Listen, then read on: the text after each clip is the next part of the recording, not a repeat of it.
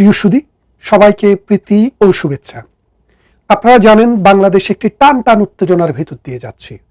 আগামী 13 তারিখ বাংলাদেশ আওয়ামী লীগ একটি প্রতিবাদের ডাক দিয়েছে, যেটাকে বলেছে ঢাকা লকডাউন। এই ঢাকা লকডাউনের উদ্দেশ্য কি? ঢাকা লকডাউনের মূল উদ্দেশ্যটা হচ্ছে বাংলাদেশে বর্তমানে যে বিচারটি চলছে, শেখ হাসিনা সহ আরও কয়েকজনের নামে যুদ্ধাপরাধীর বিচার চলছে।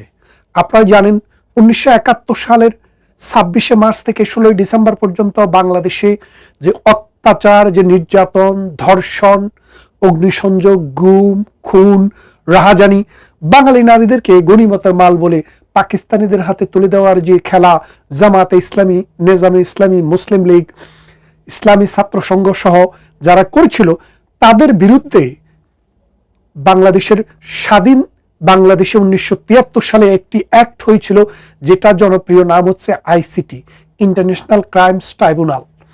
এই ইন্টারন্যাশনাল ক্রাইমস ট্রাইব্যুনাল অ্যাক্টটি মূলত করা হয়েছে যে 1971 সালে যে রাজাকার আল বদর, আল শামস এবং পাকিস্তানি আর্মি অফিসাররা যে অন্যায় বাংলাদেশের মাটিতে সংগঠিত করেছে, এটার নাম ছিল দালাল আইন, অর্থাৎ কোলাবোরেটর অ্যাক্ট। পরবর্তীতে চিন্তা করলো যে এটার নামটা একটু বদলাই দেয়। কেন বদলাই দেয়? যেহেতু এই অপরাধগুলো আন্তর্জাতিক আইনে স্বীকৃত, সেই জন্য এটাকে ইন্টারন্যাশনাল ক্রাইমস ট্রাইব্যুনাল নামে পরবর্তীতে করা হয়েছে। কিন্তু মূল উদ্দেশ্য হচ্ছে 71 সালের এই যুদ্ধের সময়ে যে সংগঠিত অপরাধ, সেই অপরাধের বিচার করা।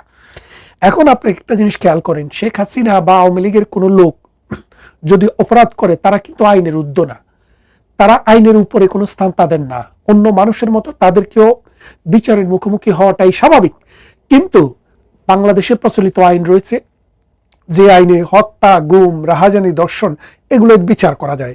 কারণ একটা সরকার ছিল, ব্যবস্থা ছিল, আগে যারা সচিব ছিল, ওসি ছিল, ডিসি ছিল, আর্মি ছিল, এখনো কিন্তু তারা আছে। কিন্তু 1971 সালে টোটালি একটি দেশ বদলে গেছে। দেশটি ছিল পাকিস্তান, সেখান থেকে হয়েছে বাংলাদেশ। সুতরাং সেই কারণে ওই সময় সরকারি বা কোনো প্রশাসনিক সহযোগিতা আমাদের পক্ষে ছিল না। আজকে সেই অবস্থা নেই। তাই আমরা মনে করি এখন যে বিচারটি হচ্ছে, এই বিচারটি 1971 সালের যুদ্ধাপরাধীদের বিচারের সমকক্ষ আইনে করা যাবে না। তাই এটি একটি অবৈধ ট্রায়াল, মানে বিচারালয়টি বৈধ, কিন্তু সেই বিচারটি করা হচ্ছে সেটি অবৈধ। কারণ আপনাদেরকে ব্যাখ্যা করলাম। দ্বিতীয়ত আরেকটি জিনিস দেখেন, বাংলাদেশের সুপ্রিম কোর্টে একজন জাস্টিস যখন 67 বছর বয়স হয়, তিনি তখন অবসরে চলে যান, অর্থাৎ তার আর বিচার কার্য করার ক্ষমতা সামর্থ্য থাকে না। কেন? বিচার হচ্ছে একটা কঠিন জিনিস। বিচার হচ্ছে আল্লাহর পরেই হচ্ছে বিচারকের স্থান। সেই জায়গায় এই বিচারক 73 যখন 67 বছর চলে যায়, তার মানে জীবনের শেষ পর্যায়ে এসে মানুষ তখন আর এই বয়সের ভারে সঠিক বিচার করতে পারবে কি পারবে না, বিচার ব্যবস্থা সুষ্ঠুভাবে পরিচালনা করতে পারবে কিনা, এই কথা মনে করেই কিন্তু বাংলাদেশে 67 বছর নির্ধারণ করা হয়েছে। বাংলাদেশের সমস্ত জাস্টিস 67 বছরে অবসরে যান। কিন্তু এখন যুদ্ধাপরাধীদের বিচারের জন্য নজরুল ইসলামকে যে আনা হয়েছে, তার বয়স 73 বছর। তার মানে হচ্ছে বাংলাদেশের প্রচলিত যে আইন, সেটাকে বৃদ্ধাঙ্গুলি দেখিয়ে জামায়াতের পছন্দ মতো, বিএনপি জামায়াতের পছন্দ মতো লোক দিয়া ভিন্ডিকটিভ ভাবে, পলিটিক্যালি মোটিভেটেড ভাবে এই বিচারটা করার চেষ্টা করা হচ্ছে। যার কারণে প্রধানমন্ত্রী শেখ হাসিনা ঘোষণা দিয়েছেন, আওয়ামী লীগ ঘোষণা দিয়েছে যে 13ই নভেম্বরে ঢাকা লকডাউন হবে। এটি আমাদের একটি কর্মসূচি। আপনারা যারা বাংলাদেশ আওয়ামী লীগের সাথে জড়িত, যুবলীগ, ছাত্রলীগ, আওয়ামী লীগ, স্বেচ্ছাসেবক লীগ, কৃষক লীগ, আওয়ামী আইনজীবী পরিষদ, মহিলা লীগ, শেখ রাসেল স্মৃতি সংসদ, যত জায়গায় যেভাবে আছেন, এই দুঃসময়ে দলের পাশে থাকার জন্য আপনার সাধ্যমতো চেষ্টা করবেন। আপনাকে নিজেকেও বাঁচিয়ে রাখতে হবে, দলকেও বাঁচিয়ে রাখতে হবে। কারণ আপনাদের বিশ্বাস, আপনাদের আস্থা, আপনাদের ভালোবাসার এই প্রতিষ্ঠানটিকে যদি বাঁচিয়ে রাখা না যায়, তাহলে আপনারা এই দেশের সেকেন্ড ক্লাস সিটিজেন হয়ে বেঁচে থাকবেন।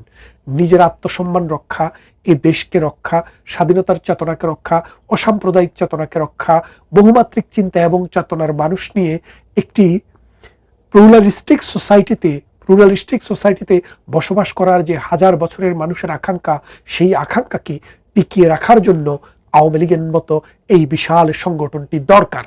আজকে প্রধানমন্ত্রী শেখ হাসিনা, কালকে হয়তো আরেকজন, এরপরের দিন আরেকজন, এইভাবে আস্তে আস্তে শেষ করে বাংলাদেশটিকে একটি অন্ধকার টানেলের ভিতরে ঢুকিয়ে দিবে, যে মধ্যযুগীয় কায়দায়, আফগানিস্তানের কায়দায়, পাকিস্তানের কায়দায়, সিরিয়া জর্ডান সিরিয়ার কায়দায় আমাদের দেশটাকেও অন্ধকারের দিকে নিয়ে যাওয়ার চেষ্টা হচ্ছে। আসুন এই অন্যায়কে আমরা রুখে দাঁড়াবো। আমরা একটা জিনিস জানি যে এই বাংলাদেশ স্বাধীন হয়েছে 30 লক্ষ মানুষের রক্তের বিনিময়ে, 2.5 লক্ষ নারীর ইজ্জতের বিনিময়ে, 1 কোটি মানুষের দেশান্তরিত হওয়ার বিনিময়ে, এবং অসংখ্য মানুষ এই দেশের এই মুক্তিযুদ্ধের জন্য ত্যাগ করেছেন, তিতিক্ষা করেছেন। কত নারীর স্মৃতির সিঁদুর মুছে গিয়েছে, কত নারী বিধবা হয়েছে, কত সন্তান তার পিতামাতাকে হারিয়েছে। সেই একটি দেশে আজকে রাজাকাররা দাঁড়িয়ে বলছে মুক্তিযোদ্ধাদের বিচার করবে। আপনাদের মধ্যে এই সচেতনতাটি দরকার যে এই দেশে আমরা বিচার চাই। শেখ হাসিনা, শেখ রেহানা, আওয়ামী লীগ, বিএনপি, জাতীয় পার্টি, যেই কারো বিচার হতে পারে। আমরা যখন ক্ষমতায় ছিলাম, আওয়ামী লীগ যখন ক্ষমতায় ছিল, আপনি দেখেন যুদ্ধাপরাধের বিচার করেছে। কাউকে কিন্তু 71-এর 26শে মার্চ থেকে 16ই ডিসেম্বরের পরের কোনো বিচার তারা কিন্তু করেনি, কারণ এই আইনটির ডিজাইনই হচ্ছে সেরকম। এখন আপনি যদি পার্লামেন্টে 1973 সালে 17 দিন পর্যন্ত পার্লামেন্টে এই আইনটি নিয়ে আলোচনা হয়েছে, আপনি খেয়াল করে দেখেন এই আইনটি কখন কোন বিষয়ের জন্য করা হয়েছে। ইন্টারন্যাশনাল লতে এবং ক্রিমিনাল অ্যাক্টে, ক্রিমিনাল লতে রেট্রোস্পেক্টিভ নামে একটা কথা আছে। রেট্রোস্পেক্টিভ ইফেক্টটা হচ্ছে যুদ্ধ অপরাধ, মানবতা বিরোধী অপরাধে থাকে না, কিন্তু অন্য জায়গায় কিন্তু রেট্রোস্পেক্টিভিটি থাকে। এখন বাংলাদেশে 2024 সালে কোনো যুদ্ধ হয়নি, দেশ স্বাধীন হয়নি, পতাকা বদলেনি, জাতির সঙ্গীত বদলেনি, সংবিধান বদলেনি, মানুষের বিচার ব্যবস্থা বদলেনি, সমাজ বদলেনি। তাহলে আপনি কিসের যুদ্ধ করলেন, কার বিরুদ্ধে যুদ্ধ করলেন? আপনারা সাম্প্রতিক দেখেছেন দ্য নিউ এক্সপ্রেস পত্রিকায়, ইন্ডিয়ার যে পত্রিকাটিতে তিনি সাক্ষাৎকার দিয়েছেন, উনি বলেছেন আমার সময়ে যে মানুষ মারা গিয়েছে, যদি মারা যেয়ে থাকে সে 1 জন হোক আর 1000 জন হোক, সেটার জন্য লায়াবিলিটি আমার উপরে আসে, কারণ আমি রাষ্ট্রের প্রধান ছিলাম।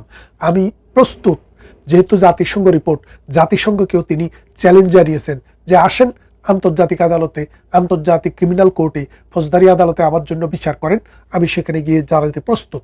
তার মানেটা কি দাঁড়াচ্ছে? যে এই ইউনূস সরকারের, এই জামাত ঘনিষ্ঠ সরকারের এবং জাতিসংঘের মুরুদ নেই, কারণ তারা জানে যে ক্যাঙ্গারু কোর্ট ছাড়া শেখ হাসিনার বিচার যদি কোথাও করে তাকে দোষী সাব্যস্ত করা সম্ভব হবে না। এই দোষী শুধুমাত্র করতে পারবে ওই বাংলাদেশের ক্যাঙ্গারু কোর্টে, কিন্তু আন্তর্জাতিক আদালতে সেখানে 2 পক্ষের লয়ার থাকবে, সত্য বেরিয়ে আসবে। আপনারা জানেন আন্তর্জাতিক আদালতটি নেদারল্যান্ডে অবস্থিত। আমাদের নেত্রী সেখানে সেই বিচারে মুখোমুখি হওয়ার জন্য প্রস্তুত। তাহলে এখন তারা করবে না, কেন করবে না? কারণ এটা তো আসলে যুদ্ধ অপরাধে না। এখন যুদ্ধ অপরাধে যেখানে হয়নি, সেখানে আপনি কাদের বিচার করবেন, কিসের বিচার করবেন? এই জন্য আমরা সবাই মিলে যে সিদ্ধান্তটি নিয়েছি যে আমরা 13ই নভেম্বর বেরিয়ে আসবো রাস্তায়, মানুষের মুক্তি এবং আমাদের রুল অফ ল আপহেল করব এবং এই দেশটাকে সঠিক পথে পরিচালনা করব। এবং আরও একটি খবর আপনাদেরকে দিয়ে রাখি, আমরা আগামী মঙ্গলবার 11ই নভেম্বর ব্রিটিশ পার্লামেন্টের সামনে বাংলাদেশি লয়াররা মিলে একটি প্রতিবাদ সমাবেশ করছি।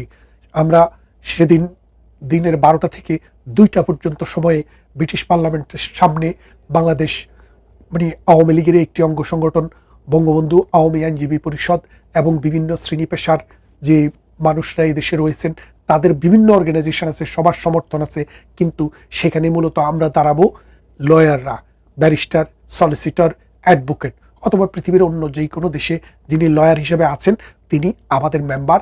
এবং আমরা সবাই মিলে এই যুক্তরাজ্য পার্লামেন্টের সামনে ওয়েস্টমিনিস্টারে সকাল 12টা থেকে দিনের 12টা থেকে 2টা পর্যন্ত 2 ঘন্টা অবস্থান কর্মসূচি পালন করব এবং আমরা ডক্টর ইউনূসের যে এই পেশিবাদী শাসন ব্যবস্থা, সেই শাসন ব্যবস্থার বিরুদ্ধে ধিক্কার জানাবো। আসুন আমরা বাংলাদেশকে একটি সুন্দর সুষ্ঠু ধারায় ফিরিয়ে আনি।